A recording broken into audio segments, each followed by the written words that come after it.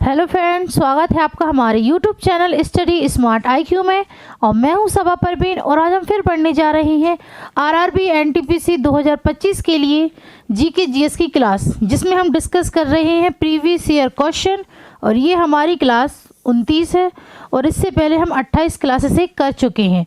और अगर आपको मेरी वीडियो पसंद आती है तो इसे लाइक करें, शेयर करें और सब्सक्राइब करना ना भूलें। तो चलिए स्टार्ट करते हैं आज की हमारी क्लास। फर्स्ट क्वेश्चन है, भारतीय संविधान में मौलिक अधिकार किस संविधान से लिए गए हैं? तो भारतीय संविधान में मौलिक अधिकार ये किस संविधान से लिए गए हैं? तो ये लिए गए हैं संयुक्त राज्य अमेरिका से, ठीक है ना। तो इसका राइट आंसर होगा ऑप्शन बी, संयुक्त राज्य अमेरिका से मौलिक अधिकार लिए गए हैं, ठीक है ना। तो मौलिक अधिकार ये हमारे संविधान के भाग 3 में, ठीक है ना, संविधान के भाग 3 में है, ठीक है, भाग 3 में ये है, ठीक है ना, मौलिक अधिकार। और ये अनुच्छेद 12 से 35 में निहित है, ठीक है। फिर बात करें हम यहाँ पे सोवियत संघ से क्या लिया गया है, ठीक है ना। तो सोवियत संघ यानी कि रूस, ठीक है, सोवियत संघ को रूस कहते हैं। और सोवियत संघ से हमने मौलिक कर्तव्य लिए, ठीक है ना, मौलिक कर्तव्यों को लिया, ठीक है। और इन कर्तव्यों को स्वर्ण सिंह समिति, ठीक है ना, मौलिक कर्तव्यों को स्वर्ण सिंह समिति की सिफारिशों पर, ठीक है ना, सिफारिशों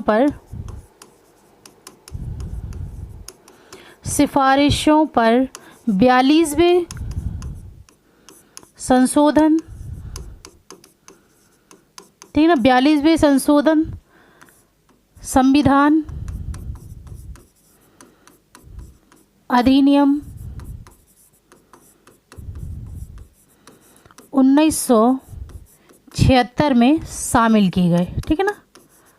मौलिक कर्तव्य ये 42वें संशोधन अधिनियम 1976 में शामिल किए गए थे, ठीक है। और मौलिक कर्तव्य ये किस में है? तो ये भाग 4 में, ठीक है ना, भाग 4A में है, ठीक है ना। और इसमें यह अनुच्छेद 51A में है, ठीक है। फिर बात करें हम ब्रिटेन, तो ब्रिटेन से क्या लिया गया है? तो ब्रिटेन से समानता, स्वतंत्रता और बंधुत्व आदर्श लिए गए हैं, ठीक है ना, ठीक है। ब्रिटेन से समानता, स्वतंत्रता और बंधुत्व आदर्श लिए गए, ठीक है। तो ये इसके बारे में पूरी डिटेल थी। चलिए नेक्स्ट है, भारत में कौन सा स्थान काला पानी के नाम से जाना जाता है? भारत में कौन सा स्थान है जिसे काला पानी के नाम से जाना जाता है? तो ये है अंडमान द्वीप समूह, ठीक है ना, अंडमान और निकोबार द्वीप समूह जिसे काला पानी के नाम से जाना जाता है, ठीक है। चलिए नेक्स्ट है, किसने मोतीलाल नेहरू के साथ मिलकर परिषद की राजनीति में वापसी के लिए कांग्रेस के भीतर स्वराज पार्टी का गठन किया था? तो मोतीलाल नेहरू के साथ मिलकर स्वराज पार्टी का गठन किसने किया था? तो ये किया था CR दास ने, ठीक है ना। तो इसका राइट आंसर होगा ऑप्शन बी, CR दास ने, ठीक है ना, मोतीलाल नेहरू के साथ मिलकर स्वराज पार्टी का गठन किया था, ठीक है ना, स्वराज पार्टी का गठन। तो इसकी स्थापना कब हुई थी? तो इसकी स्थापना हुई थी 1923 में, ठीक है ना, 1923 में स्वराज पार्टी की स्थापना हुई थी। और स्वराज पार्टी का पहला अधिवेशन ये कहाँ पर हुआ था? तो ये हुआ था इलाहाबाद में, ठीक है, पहला अधिवेशन इलाहाबाद में हुआ था। और स्वराज पार्टी ने भारत में संविधान बनाने की मांग की थी, ठीक है ना, भारत में संविधान की मांग की थी, ठीक है, स्वराज पार्टी ने, ठीक है। चलिए नेक्स्ट है, भारत सरकार ने वित्त वर्ष 2011 में 1.5 किलोमीटर राजमार्ग बनाने का महत्वाकांक्षी लक्ष्य निर्धारित किया, ठीक है ना, 2011 में। तो इन्होंने कितने किलोमीटर राजमार्ग बनाने का महत्वाकांक्षी लक्ष्य निर्धारित किया था? तो ये किया था 15,000, ठीक है ना। तो इसका राइट आंसर होगा ऑप्शन सी, 15,000 किलोमीटर। नेक्स्ट है, 1964 में भारत का पहला pressurised heavy water reactor dash limited की परमाणु ऊर्जा और भारत के NPCIL के बीच सहयोगितात्मक उद्यम था। ठीक है ना। तो 1964 में भारत का पहला प्रेशराइज्ड हैवी वाटर रिएक्टर ये किस लिमिटेड की परमाणु ऊर्जा और भारत के NPCIL के बीच एक सहयोगात्मक उद्यम था। तो ये था कनाडा के बीच। ठीक है ना, कनाडा के बीच। चलिए नेक्स्ट है, भारत में तेंदु, अम्लतास, बेल किस प्रकार के वनों में पाए जाते हैं? तो भारत में तेंदु, अम्लतास और बेल ये पाए जाते हैं शुष्क पर्णपाती वन में। ठीक है ना, शुष्क पर्णपाती वन में। नेक्स्ट है, लक्षद्वीप में अधिकांश लोगों द्वारा बोली जाने वाली भाषा कौन सी है? तो लक्षद्वीप में अधिकांश लोगों द्वारा बोली जाने वाली भाषा ये कौन सी है? तो ये है मलयालम। ठीक है ना, लक्षद्वीप में सबसे ज़्यादा ये भाषा बोली जाती है और दूसरे नंबर पे आती है महल भाषा। ठीक है ना, महल भाषा आती है दूसरे नंबर पे। ठीक है, सबसे ज़्यादा बोली जाने वाली। नेक्स्ट है, निम्नलिखित में से कौन कैबिनेट मंत्री नहीं होता है? कैबिनेट मंत्री नहीं होता है। तो कैबिनेट मंत्री नहीं होता रक्षा मंत्रालय में राज्य मंत्री। तो इसका राइट आंसर होगा ऑप्शन सी, रक्षा मंत्रालय में राज्य मंत्री कैबिनेट मंत्री नहीं होता है। ठीक है, चलिए नेक्स्ट है, 1930 में किसने दलितों को दलित वर्ग संघ में संगठित किया और उनके लिए अलग निर्वाचन क्षेत्रों की मांग की? तो 1930 में किसने दलितों के दलित वर्ग संघ में संगठित किया और उनके अलग निर्वाचन क्षेत्रों की मांग की? तो ये की थी डॉक्टर BR अम्बेडकर ने। ठीक है ना, तो इसका राइट आंसर होगा doctor BR Ambedkar. Doctor BR Ambedkar को भारतीय संविधान का जनक कहा जाता है। ठीक है ना, भारतीय संविधान का जनक कहा जाता है और डॉक्टर BR अम्बेडकर को ही मसौदा समिति का अध्यक्ष थे। ठीक है ना, मसौदा समिति के अध्यक्ष थे डॉक्टर BR अम्बेडकर। ठीक है, चलिए नेक्स्ट है, भारत में संयुक्त राष्ट्र पर्यावरण कार्यक्रम का कार्यालय कहाँ स्थित है? तो भारत में संयुक्त राष्ट्र पर्यावरण कार्यक्रम का कार्यालय ये कहाँ स्थित है? तो यह स्थित है नई दिल्ली में। ठीक है ना, तो इसका राइट आंसर होगा ऑप्शन बी, नई दिल्ली। चलिए नेक्स्ट है, निम्नलिखित में से कौन सा आयनिक यौगिक का गुण है? कौन सा आयनिक यौगिक का गुण है इनमें से? ठीक है, इन चारों ऑप्शन में से कौन सा आयनिक यौगों का गुण है?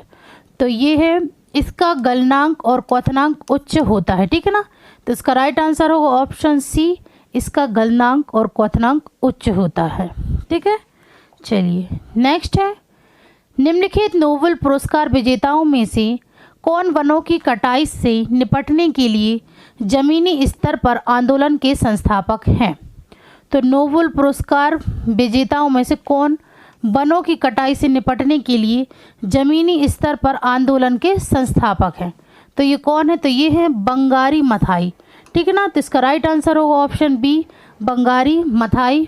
और इन्हें 2004 में, ठीक है ना, 2004 में नोबेल शांति पुरस्कार प्राप्त हुआ था।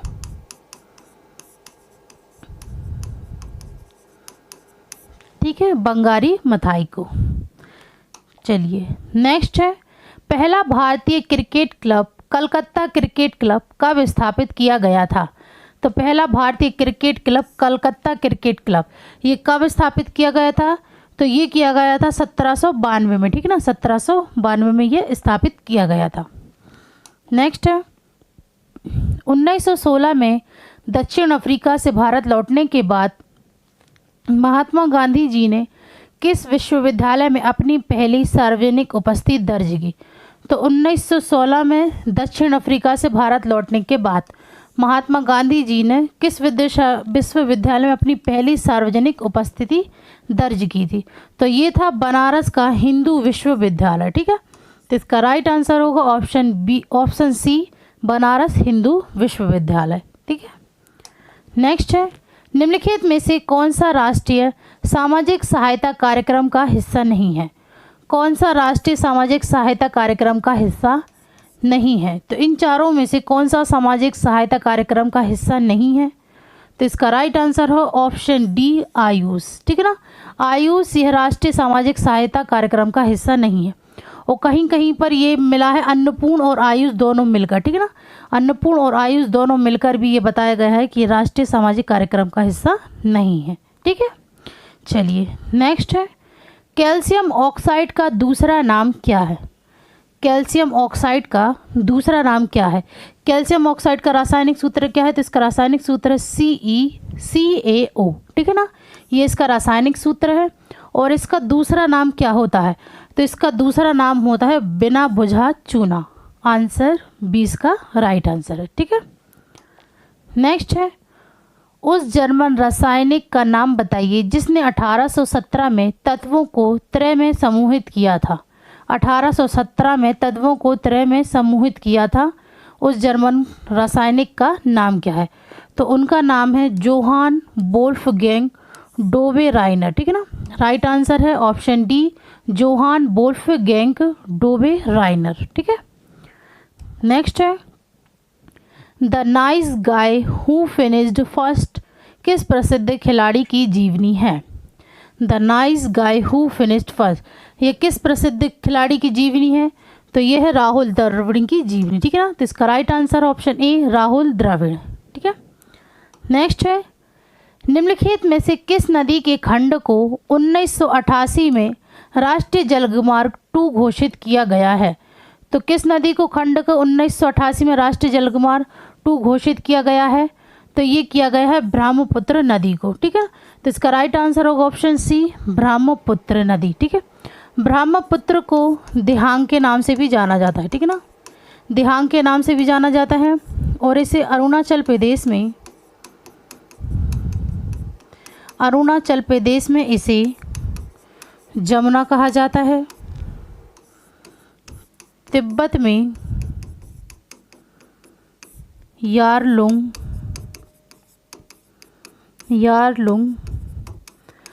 तशंगपो या शांगपो कहा जाता है। ठीक है, ब्रह्मपुत्र नदी को, और असम में इसे ब्रह्मपुत्र ही कहा जाता है। ठीक है, चलिए नेक्स्ट है, किसी विलयन में हाइड्रोजन आयन की सांद्रता मापने का पैमाना कौन सा है? तो किसी विलयन में हाइड्रोजन आयन की सांद्रता मापने का पैमाना कौन सा है? तो ये है pH पैमाना। ठीक है ना, pH पैमाना। तो इसका राइट आंसर हो ऑप्शन डी pH पैमाना। नेक्स्ट है, देविका नंदन खत्री की रचना का नाम बताइए जिसे हिंदी में गद्य का पहला प्रमाणिक कार्य माना जाता है।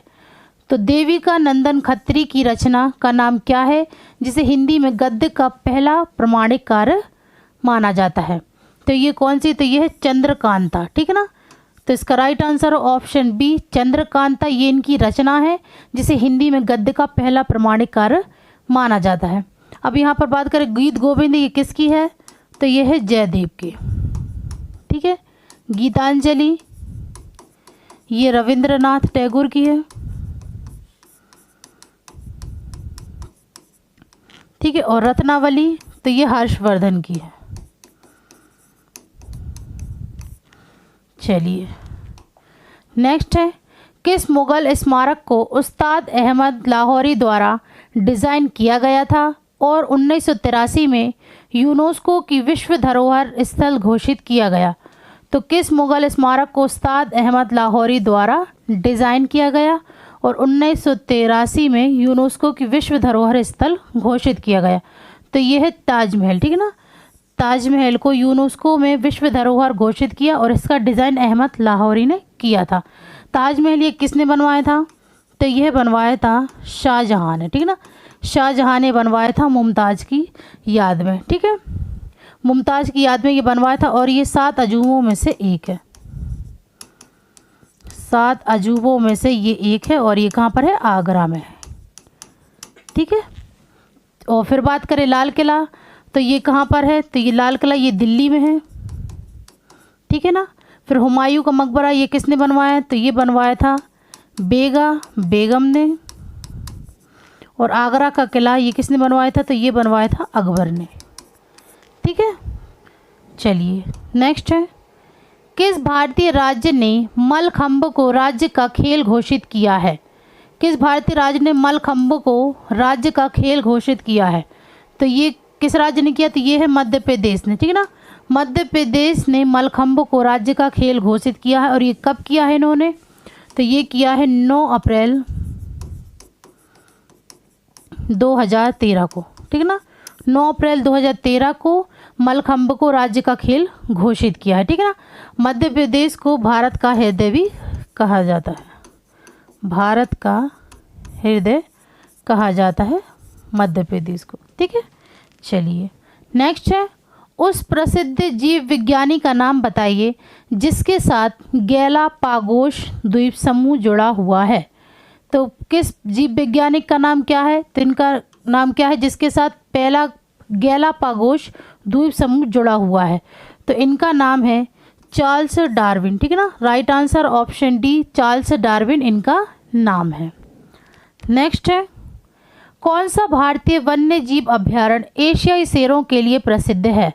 कौन सा भारतीय वन्य जीव अभ्यारण्य ये एशियाई शेरों के लिए प्रसिद्ध है? तो ये है गिर राष्ट्रीय उद्यान, ठीक है ना। ये एशियाई शेरों के लिए प्रसिद्ध है। और ये कहाँ पर है? तो ये है गुजरात में, ठीक है ना, गुजरात में। और इसकी स्थापना कब हुई थी? 1965 में, ठीक है ना। 1965 में इसकी स्थापना हुई थी। फिर बात करें सरिस्का, तो ये कहाँ पर है? तो ये है राजस्थान में, ठीक है ना। ये राजस्थान में है। और ये है एक बाघ राष्ट्रीय उद्यान है। यह एक बाघ राष्ट्रीय उद्यान है। फिर बात करें कान्हा, ये कान्हा राष्ट्रीय उद्यान ये कहाँ पर है? तो ये भी मध्य प्रदेश में है। और बांधवगढ़ राष्ट्रीय उद्यान यह भी मध्य प्रदेश में है, ठीक है। तो ये थे आज के हमारे आरआरबी एनटीपीसी 2025 के जीएस की previous year question. So I hope आपको ये वीडियो पसंद आई हो। तो ऐसे ही वीडियो देखने के लिए हमारे चैनल को लाइक करें, शेयर करें, सब्सक्राइब करें। Thank you.